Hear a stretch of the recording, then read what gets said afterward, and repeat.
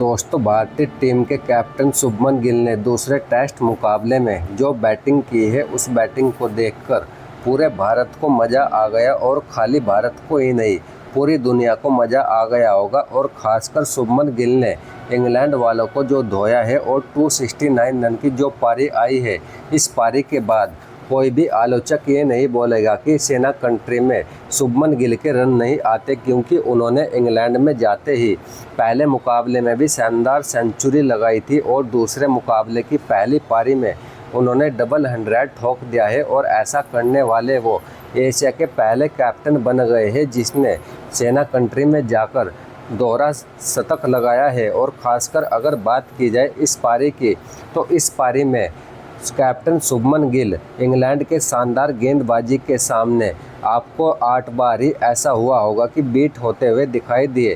Captain Shubman Gill ने 385 गेंदें खेली, लेकिन सिर्फ 8 बार ऐसा हुआ कि उनके डिफेंस में आपको थोड़ी सी चूक दिखाई दी, यानी कि वो बीट भी नहीं हो रहे थे इंग्लैंड के गेंदबाजों से। और उनका डिफेंस इतना सॉलिड था कि गेंद आकर उनके बल्ले के मिडिल में ही लग रही थी, और इसलिए ये पारी और भी शानदार हो जाती है। और ख़ासकर एजबेस्टन का मैदान, ये वो मैदान है जहां पर भारत की टीम आज तक एक भी मुकाबला नहीं जीती, और इस मुकाबले में भारतीय टीम इस समय इंग्लैंड की टीम पर हावी हो चुकी है। और जो इतिहास है उसको बदलने यहाँ पर शुभमन गिल आए हैं, और शुभमन गिल की 269 रन की पारी कमाल की पारी रही है। और जिस तरीके से भारत के शुरुआत में अगर बात की जाए केएल राहुल और उसके बाद करुण नायर और उसके बाद ऋषभ पंत जल्दी आउट हो गए थे, उस समय थोड़ा सा लगा था कि शायद भारत की टीम यहाँ पर भी 300 रन के आसपास या 350 तक पिछले मैच की तरह कहीं कोलैप्स ना कर जाए भारत की बैटिंग।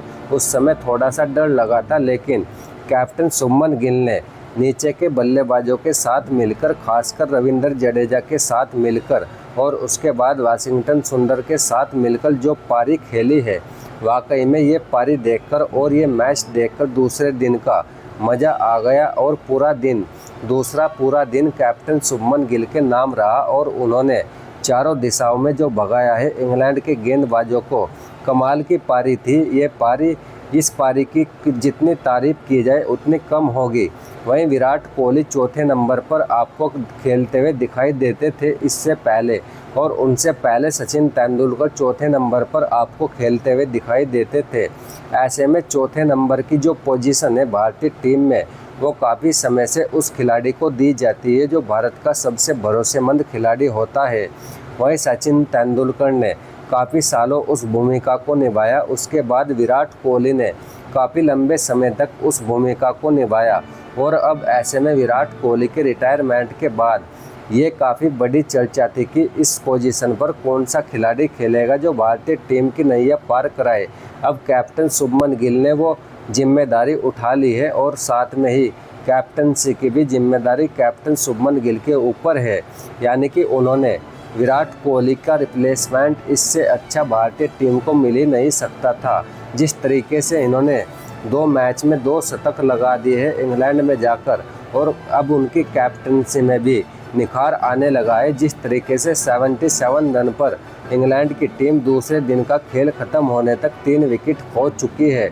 आज अगर भारतीय टीम के शुभमन गिल के अलावा अगर आप भारतीय फील्डिंग भी देखें, तो सभी फील्डरों ने शानदार गेंदबाजी की है और अच्छे कैचेस पकड़े हैं।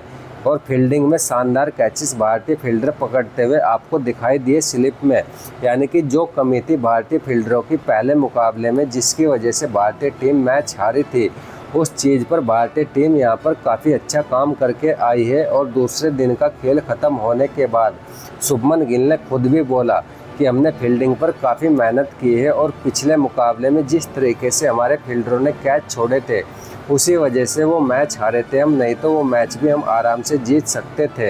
यानी कि भारतीय टीम के कैप्टन शुभमन गिल वाकई में सभी चीज़ों को लेकर चल रहे हैं, और शानदार तरीके से इस टीम को आगे बढ़ाने की जिम्मेदारी अब उनकी है। और 269 रन की पारी, इसको देखकर तो सभी को मज़ा आ गया। वो बस यहाँ पर एक चीज़ मिस कर गई कि वो अगर आज 13 शतक लगा देते तो इस मुकाबले में और ज़्यादा स्वाद आ जाता। और जिस तरीके से दोस्तों कैप्टन शुभमन गिल ने रविंद्र जडेजा के साथ शानदार साझेदारी की थी। वो क्रिकेट में भारतीय टीम के लिए सबसे बड़ी साझेदारी है उस विकेट के लिए। वहीं दोस्तों बॉलिंग में आकाशदीप सिंह ने शानदार गेंदबाजी की है आते ही अपने इस पहले मुकाबले में इंग्लैंड के खिलाफ, और 2 विकेट उन्होंने निकाले और दोनों खिलाड़ियों को इंग्लैंड के 0 पर आउट करके भेजा। अब भारतीय टीम की यहां पर सिर्फ यही रणनीति होनी चाहिए। तीसरे दिन का खेल शुरू होते ही उनके पहले सेशन में ही 2 विकेट निकाले हैरी ब्रूक और जॉय रूट, और ये 2 खिलाड़ी आउट होते ही इंग्लैंड के पास अच्छी बैटिंग नहीं है और फिर उनके लिए फॉलोऑन बचाना भी मुश्किल हो जाएगा। और अभी भी 300 रन के करीब चाहिए इंग्लैंड को फॉलोऑन टालने के लिए।